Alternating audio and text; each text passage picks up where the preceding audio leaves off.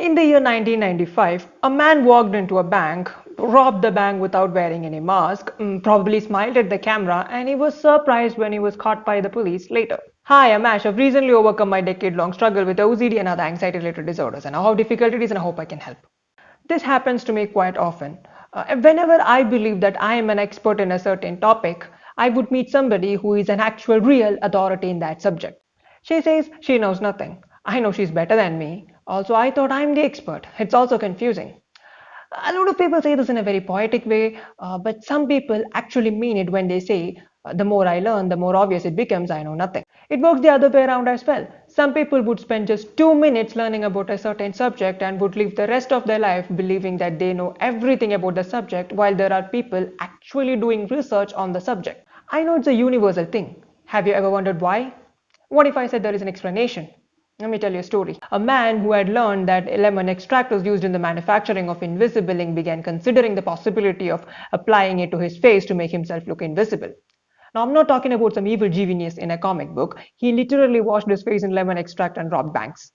And he was legitimately surprised when the police caught him with the help of the CCTV visuals. Now, I know what you're thinking. No, I didn't make this up.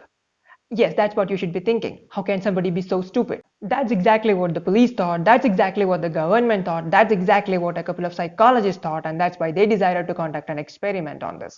It's called the Dunning-Kruger experiment. It's a cognitive bias where people who are incompetent in a particular area tend to overrate their skills, whereas the ones who are actually good at it tend to underrate their skills, believing that others can do better. Think of it as a ratio.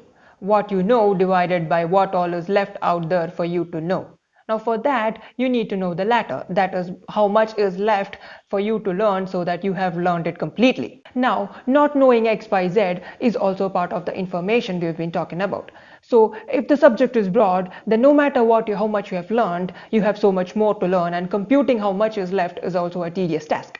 Simply put, to know that you don't have any considerable grasp on a subject, you need to have a minimum level of intellectual capacity. Now, that is why you see all these legends talk about their area of expertise as an ocean and their understanding of the subject as a pebble. So in short, if you're a legend, then you know you have so much more to learn and that you are never going to master the subject completely.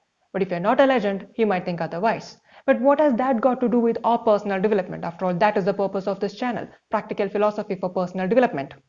The purpose of this video is to educate you on why incompetent people think they are the best and how futile it would be for you to engage in an argument with such people in an attempt to educate them on their incompetence.